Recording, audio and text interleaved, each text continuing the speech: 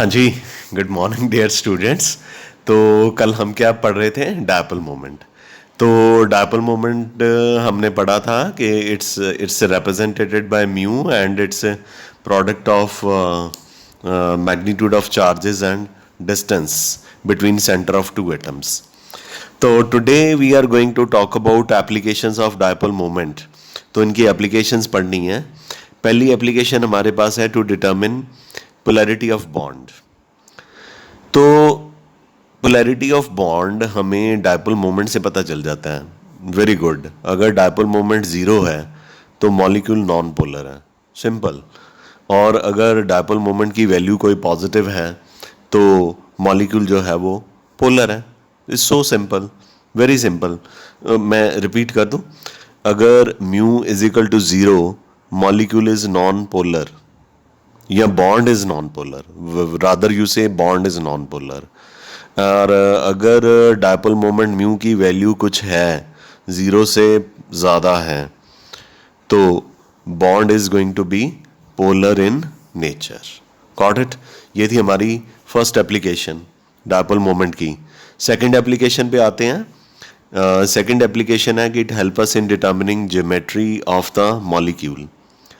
जो dipole moment है हमें बहुत वैल्यूएबल इंफॉर्मेशन प्रोवाइड करता है मॉलिक्यूल के स्ट्रक्चर्स के बारे में। Like for example mu zero होता है कार्बन डाइऑक्साइड और CS2 के लिए, जैसे आपने कल के वीडियो में देखा था। तो इसका मतलब ये मॉलिक्यूल्स जो हैं लीनियर हैं। तो डायपोल मोमेंट की वैल्यू से हमें पता चल गया कि कार्बन डाइऑक्साइड और CS2 मॉलिक्यूल जो हैं लीनियर हैं, क्योंकि उनका डायपोल मोमेंट जो है ज़ीरो है। अब वाटर जो है वो नहीं, ये ऐसा नहीं है कि हम हर मॉलिक्यूल की ज्योमेट्री जो है डायपोल मोमेंट से निकाल सकते हैं, लेकिन यस, कुछ की निकाल सकते हैं, बाकी जो है हम हाइब्रिडाइजेशन की हेल्प लेंगे। वाटर जो है वो लीनियर नहीं है क्योंकि इसके डायपोल मोमेंट की वैल्यू है और ये वी शेप स्ट्रक्चर है। और सल्फर डाइऑक्साइड जो है it also has dipole moment greater than zero. तो इसका भी जो स्ट्रक्चर है वो बेंट स्ट्रक्चर जो है। इसका मतलब कि अगर हमें ये पता चल जाए कि डायपोल मोमेंट ज़ीरो है तो मोस्ट प्रोबेबली जो मॉलिक्यूल है वो लीनियर होगा। तो अगर ज़ीरो नहीं है तो वो नॉन लीनियर होगा। जैसे आपने कल के लेक्चर में पढ़ा, सल्फर डाइऑक्साइड का dipole moment greater than zero था, अमोनिया का dipole moment greater than zero था, और वाटर का dipole moment greater than zero था। NF3 का dipole moment greater than zero था, 0.24 था। डिबाई, तो डायपोल मोमेंट को हम डिबाई में लिखते हैं। तो इससे हमें एटलीस्ट ये पता चल जाता है सेकंड एप्लीकेशन से कि अगर डायपोल मोमेंट की वैल्यू ज़ीरो होगी तो मॉलिक्यूल जो है वो क्या होगा? लीनियर होगा। तो एटलीस्ट पता चल गया ना कि मॉलिक्यूल लीनियर है। और अगर डायपोल मोमेंट की वैल्यू ज़ीरो से ग्रेटर है तो मॉलिक्यूल जो है वो लीनियर नहीं है। Got it? तो it was your second application. Now come to third application. तो शायद ये वाहिद ऐसी एप्लीकेशन होगी जिसके ऊपर बेस्ड न्यूमेरिकल भी होगा। To calculate percentage ionic character. तो कल की वीडियो में मैं शायद बात भी कर रहा था कि हम डायपोल मोमेंट की एप्लीकेशंस में किसी मॉलिक्यूल के अंदर कितना आयनिक करेक्टर है वो कैलकुलेट कर सकते हैं। तो percentage ionic character is equal to observed dipole moment upon जो है आयनिक डायपोल मोमेंट इनटू 100। तो इसकी हेल्प से हम परसेंटेज आयनिक करेक्टर जो है वो कैलकुलेट कर सकते हैं। जो ऑब्जर्व्ड डायपोल मोमेंट होता है वो हमें न्यूमेरिकल में गिवन होगा, और जो म्यू आयनिक होगा वो हम Q को D से मल्टीप्लाई करके कैलकुलेट कर सकते हैं। तो हमारे पास न्यूमेरिकल है, कहता है कि परसेंटेज आयनिक करेक्टर कैलकुलेट कीजिए हाइड्रोक्लोरिक एसिड के लिए, और इसका ऑब्जर्व डायपोल मोमेंट जो है 1.03 डिबाई है, और बॉन्ड लेंथ हाइड्रोक्लोरिक एसिड की 1.275 ऑंगस्ट्रॉम है। तो ऑब्जर्व डायपोल मोमेंट उसने दे दिया, ठीक है, 1.03 debye. This is already given to us, ठीक है। तो म्यू आयनिक हमें कैलकुलेट करना है। तो म्यू आयनिक के लिए Q इंटू डी, Q जो है वो हमने लेना है 4.8 इंटू 10⁻⁻10 इलेक्ट्रोस्टैटिक यूनिट, ठीक है। तो और जो डी है वो हमें गिवन है, क्यू आपने यही लेना है 4.8 इंटू 10⁻10 इलेक्ट्रोस्टैटिक यूनिट। तो ये मिनिमल वैल्यू है चार्ज की, तो this has to be taken as such. And D हमें 1.275 ऑंगस्टॉम दिया है। तो इलेक्ट्रोस्टैटिक यूनिट के साथ ऑंगस्टॉम तो नहीं जाएगा, तो ऑंगस्टॉम को सेंटीमीटर में कन्वर्ट कर देंगे। तो एक ऑंगस्टॉम जो है वो 10⁻⁻8 सेंटीमीटर के इक्वल है, ठीक है। So mu ionic is equal to 4.8 into 10⁻10 electrostatic unit multiply by bond length is 1.275 into angstrom था, ऑंगस्टॉम की जगह पे हम सेंटीमीटर लगाएंगे, 10⁻⁻8 सेंटीमीटर हो गया। तो 10⁻⁻10 और 10⁻⁻8 ये पावर ऐड हो जाएंगी, तो ये कितना हो जाएगा 10⁻⁻18। इलेक्ट्रोस्टैटिक यूनिट और सेंटीमीटर ये इकट्ठा हो गया, इलेक्ट्रोस्टैटिक यूनिट सेंटीमीटर हो गया।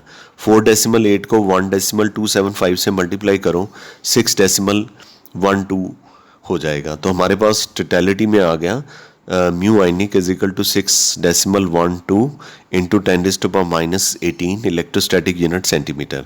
Electrostatic unit 10⁻⁻ electrostatic unit centimetre आपको कल के वीडियो में बताया था, ये किसके इक्वल होता है कि this is equal to 1 divide, so 10⁻⁻18 electrostatic unit centimetre is equal to 1 divide.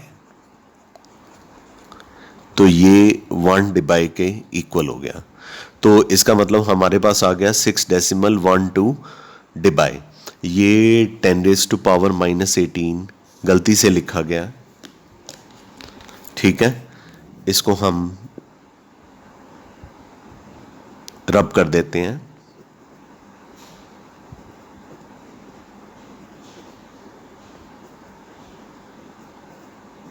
Okay, तो हमारे पास आ गया 10⁻⁻18 electrostatic unit centimetre is equal to 1 divide. तो हमारे पास आ गया 6.12 डिवाइड। ये हमारे पास म्यू आइनिक निकल गया। तो बच्चा हमारे पास म्यू आइनिक भी निकल गया और म्यू ऑब्जर्व्ड हमारे पास गिवन है। तो परसेंटेज आइनिक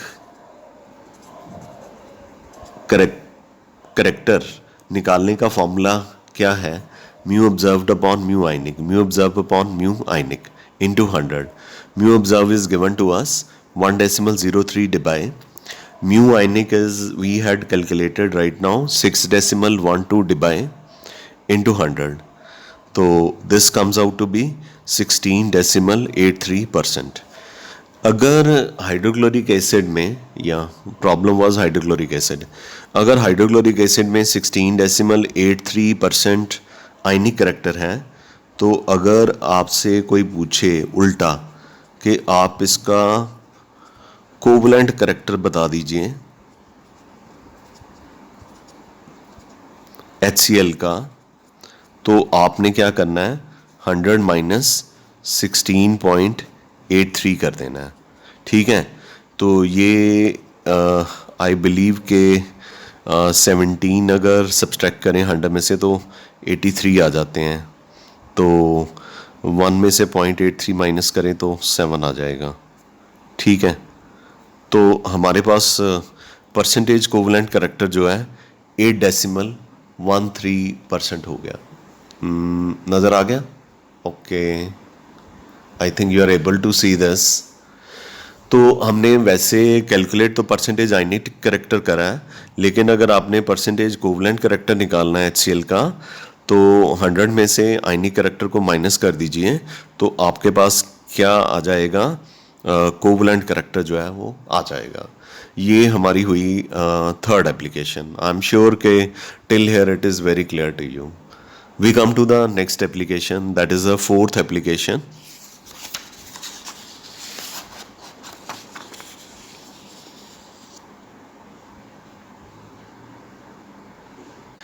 तो फोर्थ एप्लीकेशन पे हैं जिसमें हमने डिस्टिंग्विश करना है सिस और ट्रांस आइसोमर्स के बीच में। तो पहले हम सिस और ट्रांस को अंडरस्टैंड कर लें कि सिस और ट्रांस होता क्या है।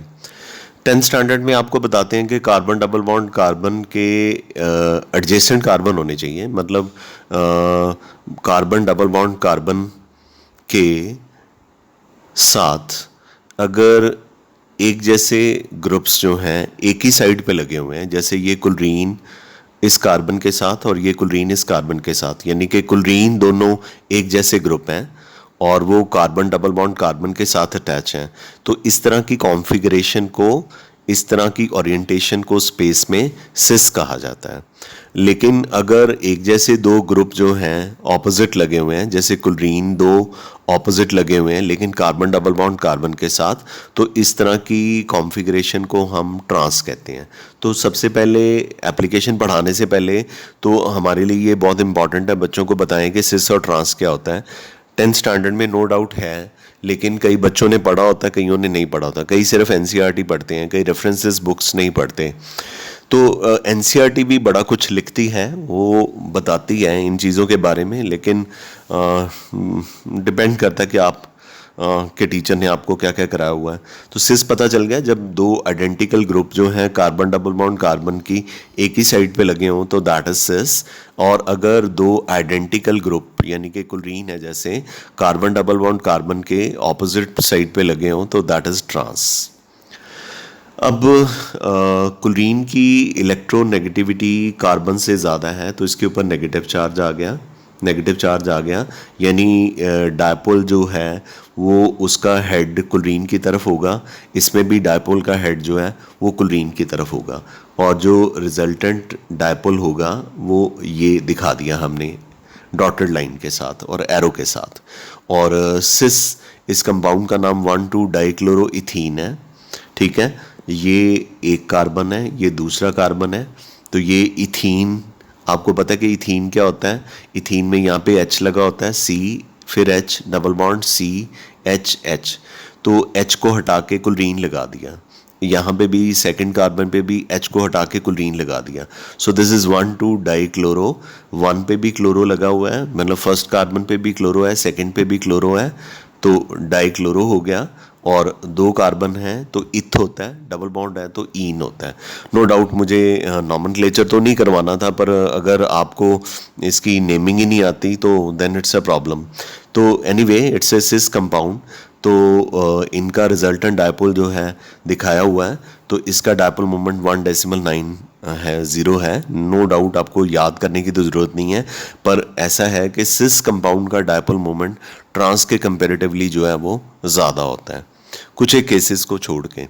तो अच्छा, ट्रांस में क्या है कि कुलरीन और कुलरीन जो हैं वो ऑपोजिट हैं, एक दूसरे के ऑपोजिट हैं, एक ये डायपोल है एक ये डायपोल है, ये दोनों डायपोल एक दूसरे के इक्वल हैं मैग्नीट्यूड में बट ऑपोजिट इन डायरेक्शन है, दोनों एक दूसरे के डायपोल को कैंसिल करेंगे, तो इसलिए जो ट्रांस कंपाउंड है 1,2 डाइक्लोरोइथीन ही रहेगा, इसका नाम नहीं चेंज होगा, इसका डायपोल मोमेंट जो है वो 0 हो जाएगा।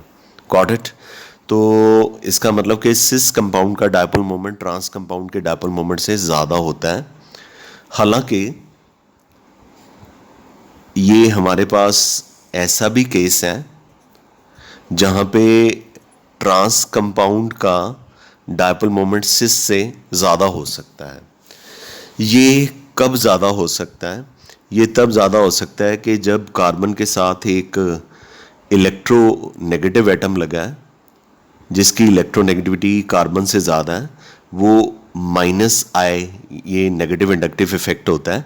नेगेटिव इंडक्टिव इफेक्ट में क्या होता है कि जो इलेक्ट्रोनेगेटिव एटम है कार्बन के इलेक्ट्रॉन को अपनी तरफ अट्रैक्ट करता है, इसे -I इफेक्ट कहते हैं। आई रिपीट, कुलरीन की इलेक्ट्रोनेगेटिविटी कार्बन से ज़्यादा है। कुलरीन कार्बन के शेयर्ड पेयर ऑफ इलेक्ट्रॉन को, ये जो बॉन्ड है कोवलेंट है, तो ये कुलरीन का इलेक्ट्रॉन है, ये कार्बन का, ये सेंटर में होने चाहिए थे यूनिफॉर्मली डिस्ट्रीब्यूटेड, लेकिन कुलरीन ने अपने इलेक्ट्रॉन के साथ साथ कार्बन के इलेक्ट्रॉन को भी अट्रैक्ट कर लिया, ठीक है। तो ये जो प्रॉपर्टी है कि क्लोरीन जो है कार्बन के इलेक्ट्रॉन को अपनी तरफ अट्रैक्ट कर रहा है, इसको नेगेटिव इंडक्टिव इफेक्ट कहते हैं। क्या कहते हैं? नेगेटिव इंडक्टिव इफेक्ट कहते हैं। और इस तरफ एक CH3 ग्रुप लगा है, ये उल्टा अपने इलेक्ट्रॉन को कार्बन की तरफ रिपेल कर देता है, यानी इस इफेक्ट के ऑपोजिट है, तो इसे प्लस इंडक्टिव इफेक्ट कहते हैं। -I stands for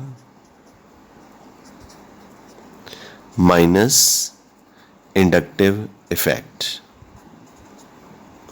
यानी ये इलेक्ट्रॉन के शेयर्ड पेयर को अपनी तरफ अट्रैक्ट करता है।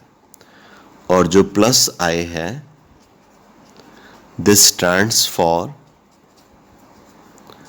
Plus inductive effect. Negative inductive effect में जो एटम है या ग्रुप ऑफ एटम है, वो कार्बन डबल बॉन्ड कार्बन के या किसी भी एटम जिसके साथ जुड़ा हुआ है उसके इलेक्ट्रॉन को अपनी तरफ अट्रैक्ट करता है। और प्लस इंडक्टिव इफेक्ट में जो भी ग्रुप है वो अपने इलेक्ट्रॉन को दूसरे एटम की तरफ रिपेल करता है। तो एज ए रिजल्ट ये डायपोल इस तरफ हो गया, ये भी डायपोल इस तरफ हो गया, हालांकि ये ट्रांस थे, तो इनका डायपोल जो है ज़ीरो नहीं हुआ। ऊपर वाले केस में क्या था, ये डायपोल और ये डायपोल, यानी कि क्लोरीन कार्बन के इलेक्ट्रॉन को अट्रैक्ट कर रहा था नेगेटिव इंडक्टिव इफेक्ट से, इधर भी क्लोरीन कार्बन के इलेक्ट्रॉन को अट्रैक्ट कर रहा था नेगेटिव इंडक्टिव इफेक्ट से। ये दोनों इफेक्ट एक दूसरे को कैंसिल कर देते हैं, तो डायपोल मोमेंट ज़ीरो हो गया। लेकिन इसमें एक नेगेटिव आई इफेक्ट है, एक प्लस आई इफेक्ट है। आपको बुक में नहीं मिलेगा, रेफरेंस टेक्स्ट में नहीं ये चीज़ें मिलती होती, तो ये टीचर नहीं करवानी होती हैं क्लासरूम में। तो ये जो क्लोरीन है ये भी इलेक्ट्रॉन को अट्रैक्ट कर रहा है, और ये जो CH3 ग्रुप है जिसे मिथाइल ग्रुप कहते हैं, ये भी इलेक्ट्रॉन को इस तरफ रिपेल कर रहा है। तो एज ए रिजल्टेंट डायपोल ये हो गया। तो इसलिए ऐसे केसेस में ट्रांस का जो डायपोल मोमेंट है सिस के कंपैरेटिवली ज़्यादा होगा।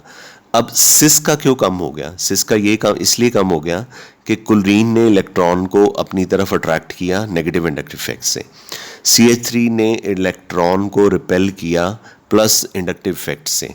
ये अट्रैक्ट कर रहा है, ये जो है रिपेल कर रहा है इस कार्बन पे, और ये इस कार्बन से अट्रैक्ट कर रहा है। तो एज ए रिजल्ट इसका डायपोल जो है, ये दोनों एक दूसरे के ऑपोजिट होने की वजह से एक दूसरे के डायपोल को कैंसिल करने का ट्राई करते हैं, और as a result cis compound का डायपोल जो है वो ट्रांस के कंपैरेटिवली कम होता है। ऐसी एग्जांपल्स जो हैं बहुत हैं केमिस्ट्री में, लेकिन +1 स्टैंडर्ड के बच्चों को एक आधी एग्जांपल जो है करवाई जाती हैं। तो ये एक एग्जांपल मैंने आपको करवाई है। आई एम श्योर कि आपको पता चल गया कि रूटीन में ट्रांस का डायपोल मोमेंट सिस के कंपैरेटिवली कम होता है, लेकिन ऐसे केसेस में ट्रांस का डायपोल मोमेंट जो है वो सिस से ज़्यादा होता है। Most of the time trans का डायपोल मोमेंट ज़ीरो होता है या ज़ीरो से थोड़ा सा ज़्यादा होता है, लेकिन ये जो कंपाउंड, ये जो मैंने स्पेशल नोट बना के दिया है, यहाँ पे ट्रांस का डायपोल जो है वो सिस के कंपैरेटिवली ज़्यादा है। ये थी आपकी 4th application. I am sure कि ये आपको क्लियर होगी। तो चलते हैं 5th एप्लीकेशन पे। 5th एप्लीकेशन में हमने ऑर्थो, मेटा और पैरा कंपाउंड्स के बारे में पढ़ना है। तो डायपोल मोमेंट जो है, ये जो ग्रुप लगे होते हैं बेंजीन के साथ, ये बेंजीन है, ये उनकी ऑर्थो, मेटा और पैरा पोजीशन के अकॉर्डिंगली जो सब्स्टिट्यूएंट्स लगे होते हैं, सब्स्टिट्यूएंट्स या ग्रुप्स लगे होते हैं, उनकी पोजीशन के अकॉर्डिंगली डायपोल मोमेंट को बताता है और उनकी सिमेट्री को बताता है। जैसे पैरा कंपाउंड को देख लीजिए। पहले तो पैरा होता क्या है, जब दो एक जैसे, पहले तो पैरा होता कैसा है, जब दो एक जैसे ग्रुप्स फर्स्ट और फोर्थ पोजीशन पे लगे हों, ये फर्स्ट ये कार्बन ही होता है। मैंने बेंजीन का स्ट्रक्चर बना के भेजा था ना आपको ग्रुप में, तो आपने 10th स्टैंडर्ड में भी किया हुआ है, नहीं किया हुआ तो भी मैंने ग्रुप में बेंजीन नेफ्थलीन का स्ट्रक्चर बना के भेजा था। तो बेंजीन में क्या होता है, बेंजीन नहीं पता? अच्छा, ये बेंजीन होता है सी सी सी सी सी सी, ठीक है। यहाँ पे डबल बॉन्ड्स, यहाँ पे सिंगल, फिर यहाँ पे डबल, फिर यहाँ पे सिंगल, यहाँ पे H होता है, 6 H होते हैं। ये बेंजीन का स्ट्रक्चर होता है, ठीक है। और ये चूँकि जो डबल और ये डबल बॉन्ड ऑल्टरनेट पोजीशन पे हैं, ये रिंग बना लेते हैं, ये इतनी तेज़ी से घूमते हैं तो हम रिंग ही बना देते हैं। तो जब फर्स्ट और फोर्थ कार्बन पे एक जैसे ग्रुप लगे हों तो दोनों के डायपोल एक दूसरे के एग्जैक्टली इक्वल और ऑपोजिट होते हैं और एक दूसरे को कैंसिल करते हैं, तो इस तरह इनका जो डायपोल मोमेंट है वो ज़ीरो होता है। इस तरह के कंपाउंड को पैरा कंपाउंड कहते हैं। क्या कहते हैं? पैरा कंपाउंड कहते हैं। क्या कहते हैं? पैरा कंपाउंड कहते हैं।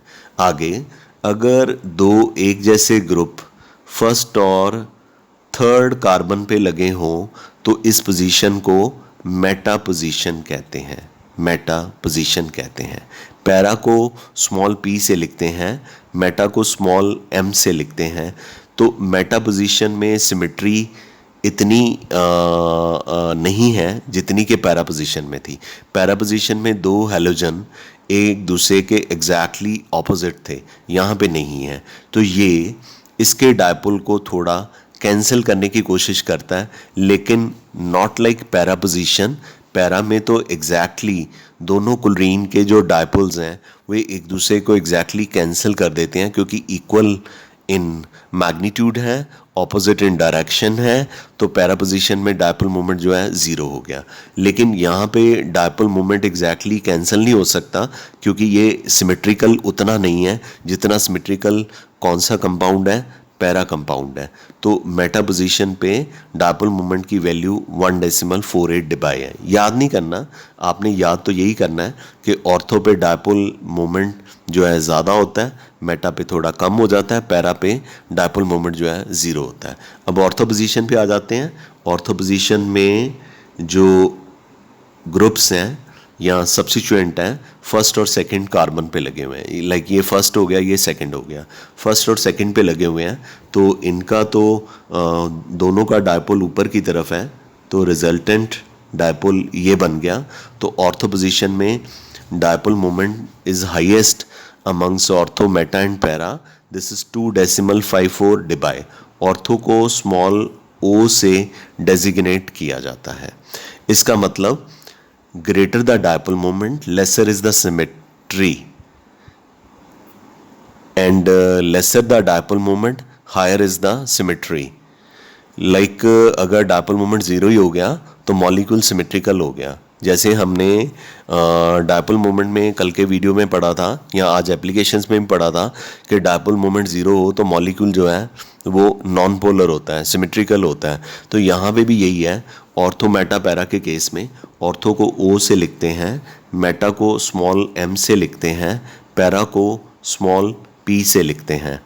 तो पैरा पोजीशन में डायपोल मोमेंट ज़ीरो है, तो यहाँ पे मॉलिक्यूल की जो सिमेट्री है वो सबसे ज़्यादा है। So para is the most symmetrical compound amongst ortho, meta and para, और इनका नाम है डाइक्लोरोबेंजीन। डाइक्लोरोबेंजीन इसलिए क्योंकि दो क्लोरीन है तो डाइक्लोरो हो गया, बेंजीन पे अटैच है तो बेंजीन हो गया। So this is dichlorobenzene. Got it? तो इसका नाम अगर अलग अलग रखना चाहो, इसको ऑर्थो डाइक्लोरोबेंजीन कह सकते हैं, इसको मेटा डाइक्लोरोबेंजीन कहते हैं, इसको पैरा डाइक्लोरोबेंजीन कहते हैं। ठीक है। अब मैं इसको स्किप तो नहीं कर सकता ना कि ये ऑर्गेनिक केमिस्ट्री में आना है बेंजीन, तो हम इसको ऑर्गेनिक में पढ़ेंगे, डायपोल मोमेंट का ये हिस्सा हम छुड़वा देते हैं, ये बाद में करेंगे। अरे नहीं, ऐसा नहीं है। आपको जितना समझ लगता है इज़ गुड, बाकी जब ऑर्गेनिक आपका शुरू होगा तो आपको सारा ही समझ लग जाएगा। वैसे अभी भी सारा समझ लग गया होगा, ऐसी कोई प्रॉब्लम वाली बात ही नहीं है। मैंने सिंपल बात बताई, ये बेंजीन का स्ट्रक्चर है 1 और 2। फर्स्ट और सेकंड कार्बन पे जो ग्रुप लगे होते हैं इसे ऑर्थो पोजीशन, फर्स्ट और थर्ड पोजीशन पे जो ग्रुप लगे होते हैं इसे मेटा पोजीशन, फर्स्ट और फोर्थ पोजीशन पे लगे होते हैं that's a para position. First और फोर्थ पोजीशन पे अगर एक जैसे ग्रुप हैं तो उनके डायपोल मोमेंट भी एक जैसे होंगे लेकिन ऑपोजिट इन डायरेक्शन होंगे, क्योंकि ये क्लोरीन का एरो हेड क्लोरीन की तरफ है, इसका हेड इसकी तरफ है, तो ये दोनों एक दूसरे के ऑपोजिट है ना, तो दोनों एक दूसरे के डायपोल्स को कैंसिल करेंगे ना, तो डायपोल मोमेंट कितना होगा, 0।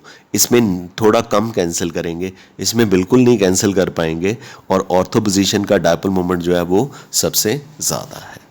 आई एम वेरी श्योर कि आपको 5 की 5 एप्लीकेशन जो है डायपोल मोमेंट की अच्छे से क्लियर होगी। आगे ये क्वेश्चन कंसेप्चुअल है, मैंने कल पढ़ा दिया था। NF3 और NH3 का स्ट्रक्चर सेम होता है, पर फिर भी NF3 का डायपोल मोमेंट जो है अमोनिया से क्यों कम है, this I had taken up yesterday and I have told you कि मैं आपको नोट्स में सेंड कर दूंगा। तो कल की वीडियो में कंसेप्चुअल क्वेश्चंस में प्रिंटेड में आ गया आपको, जब आज की वीडियो आएगी तो उसमें ये हैंड रिटन भी आ जाएगा, ठीक है। अब एक छोटा सा टॉपिक मेरा जो है वो रह गया, बिल्कुल छोटा सा टॉपिक, मैं इसको भी नहीं छोड़ना चाहता। तो डायपोल मोमेंट खत्म हो गया, डायपोल मोमेंट का टॉपिक जो है वो दैट इज ओवर। तो एक छोटा सा टॉपिक मेरा रह गया, तो इस टॉपिक में उसने कहा है कि सिमिलर मॉलिक्यूल्स में हमें, मुझे पता है आपको सिमिलर मॉलिक्यूल्स अभी नहीं पता क्या होता है। सिमिलर मॉलिक्यूल्स में जब हम सेंट्रल एटम के ग्रुप में ऊपर से नीचे जाएं पीरियोडिक टेबल में, तो बॉन्ड एंगल जो है डिक्रीज होता है। तो पहले मैं आपको बता दूं, ऑक्सीजन, सल्फर, सेलेनियम, टेलुरियम ये एक ही ग्रुप को बिलोंग करते हैं, और कौन से ग्रुप को बिलोंग करते हैं, 16th, है ना। सल्फर भी किसको बिलोंग करता है, 16th ग्रुप। ये भी किसको बिलोंग करता है, 16th ग्रुप को बिलोंग करता है, ठीक है। Tellurium also belong to 16th group. All of them belong to same group and all of them are attached to 2 hydrogen. Sulfur is also attached to 2 hydrogen, oxygen is also attached to 2 hydrogen, selenium is also attached to 2 hydrogen, tellurium is also attached to 2 hydrogen. तो such molecules are called as similar molecule. तो question तो मैंने बाद में समझाना है, पहले मुझे ये समझाना पड़ेगा सिमिलर मॉलिक्यूल्स क्या होते हैं। तो जब सेंट्रल एटम एक ही ग्रुप को बिलोंग करते हैं और वो एक ही जैसे आइडेंटिकल एटम के साथ अटैच होते हैं, इस तरह के मॉलिक्यूल को सिमिलर मॉलिक्यूल कहते हैं। तो कहता है कि सिमिलर मॉलिक्यूल में जब सेंट्रल एटम के ऊपर से नीचे जाते हैं तो बॉन्ड एंगल जो है डिक्रीज करते हैं, तो ऐसा क्यों है। तो क्वेश्चन ये बनाया है कि ये जो सेंट्रल एटम है इसकी इलेक्ट्रोनेगेटिविटी का, ऑक्सीजन की इलेक्ट्रोनेगेटिविटी का बॉन्ड एंगल के ऊपर क्या असर पड़ता है। सल्फर की, ये भी सेंट्रल एटम है, इसमें हाइड्रोजन सल्फाइड में, इसकी इलेक्ट्रोनेगेटिविटी से कम होने से बॉन्ड एंगल जो है वो डिक्रीज हो गया। सेलेनियम की इलेक्ट्रोनेगेटिविटी और डिक्रीज होने से बॉन्ड एंगल और डिक्रीज हो गया। टेलुरियम की इलेक्ट्रोनेगेटिविटी और डिक्रीज होने से बॉन्ड एंगल और डिक्रीज हो गया। क्योंकि आपको बताया हुआ है ग्रुप में जब ऊपर से नीचे जाते हैं तो जो इलेक्ट्रोनेगेटिविटी है वो क्या करती है, डिक्रीज करती है, और एटॉमिक साइज जो है वो क्या करता है, इंक्रीज करता है। याद नक्की। तो बॉन्ड एंगल जो है वो डिक्रीज कर रहा है, तो हमें एक्सप्लेन करना है। क्वेश्चन बस इतना था कि बॉन्ड एंगल क्यों डिक्रीज करता है, पर मुझे ये भी बताना था कि सिमिलर मॉलिक्यूल्स क्यों होते हैं, मुझे ये भी बताना था कि सेंट्रल एटम जो है वो एक ही ग्रुप को बिलोंग करता है और एक जैसे एटम के साथ अटैच है, तो ये सिमिलर मॉलिक्यूल है। मुझे ये भी बताना था कि ग्रुप में ऊपर से नीचे जाते हैं तो आपने पीरियोडिक टेबल में पढ़ा है कि इलेक्ट्रोनेगेटिविटी डिक्रीज करती है और एटॉमिक साइज जो है वो इंक्रीज करता है। तो अब मैं रीज़न ईजिली एक्सप्लेन कर सकता हूँ, ठीक है। तो करते हैं एक्सप्लेन इसका रीज़न। तो आपको सिमिलर मॉलिक्यूल्स का पता चल गया, तो डेफिनेटली बॉन्ड एंगल्स क्यों डिक्रीज करते हैं ये भी पता चल जाता है। अभी हम ऐसा करते हैं कि वाटर से हाइड्रोजन सल्फाइड पे जाते हैं, इन दोनों का कंपैरिजन कर लेते हैं। बाकी सारे कंपैरिजन ऐसे ही हैं। नीचे वैसे भी बॉन्ड एंगल ड्रामेटिकली नहीं डिक्रीज कर रहा, लेकिन वाटर से H2S पे जा रहे हैं तो बॉन्ड एंगल ड्रामेटिकली डिक्रीज कर रहा है। ऑक्सीजन है बहुत छोटे साइज का, ये ऑक्सीजन, इसके ऊपर है 2 लोन पेयर ऑफ इलेक्ट्रॉन। और सल्फर है बड़े साइज का, इसके ऊपर भी हैं 2 लोन पेयर ऑफ इलेक्ट्रॉन क्योंकि मॉलिक्यूल सिमिलर हैं। ऑक्सीजन हाइड्रोजन के साथ अटैच है 2, सल्फर भी 2 हाइड्रोजन के साथ अटैच है, पर ऑक्सीजन की इलेक्ट्रोनेगेटिविटी बीच में लिखा हुआ है, electronegativity of oxygen is greater than electronegativity of sulphur. तो ऑक्सीजन क्या करेगा, हाइड्रोजन के इलेक्ट्रॉन को, ये 2 ब्लैक डॉट्स दिखाए हुए हैं ना, हाइड्रोजन के इलेक्ट्रॉन को अपनी तरफ अट्रैक्ट कर लेगा, इस हाइड्रोजन के इलेक्ट्रॉन को भी अपनी तरफ अट्रैक्ट कर लेगा। यहाँ पे इलेक्ट्रॉन क्लाउड बहुत ज़्यादा हो जाएगा, ऑक्सीजन के आसपास होगा, तो यहाँ पे लार्जर अमाउंट ऑफ क्या होंगी, रिपल्शन। तो ये दोनों जो हैं रिपल्शन की वजह से ऐसे हो जाएंगे और बॉन्ड एंगल जो है वो क्या करेगा, इंक्रीज कर जाएगा। सल्फर का साइज है बड़ा, किसके मुकाबले में, ऑक्सीजन के, और इलेक्ट्रोनेगेटिविटी है कम, किसके मुकाबले में, ऑक्सीजन के। ये हाइड्रोजन के इलेक्ट्रॉन को अपनी तरफ इतना अट्रैक्ट नहीं कर पाएगा, तो हाइड्रोजन का इलेक्ट्रॉन इन्वायरेबली हाइड्रोजन की तरफ ही रहेगा ऑलमोस्ट, सल्फर हाइड्रोजन के इलेक्ट्रॉन को अपनी तरफ अट्रैक्ट नहीं कर पाएगा। तो यहाँ पे इलेक्ट्रॉन क्लाउड इतना ज़्यादा नहीं होगा जितना ऑक्सीजन में था, तो यहाँ पे रिपल्शंस लार्जर थी। यहाँ पे जो रिपल्शन है सल्फर हाइड्रोजन बॉन्ड और सल्फर हाइड्रोजन बॉन्ड के बॉन्ड पेयर में, या HS और HS बॉन्ड के बीच में जो रिपल्शंस हैं वो कंपैरेटिवली लेसर हैं, तो बॉन्ड एक दूसरे के, बॉन्ड पेयर एक दूसरे के पास आ जाएंगे और बॉन्ड एंगल जो है वो क्या करेगा, डिक्रीज कर जाएगा। इसलिए बॉन्ड एंगल H2S में कम है और वाटर में ज़्यादा है, और नीचे जाते हुए यही रीज़न देना होता है, बस यहाँ तक बताएंगे तो सफिशेंट है। Got it? इसके साथ ही हम आज का लेक्चर फिनिश करते हैं। I am very sure this is clear to you. Thank you, have a nice day, love you all.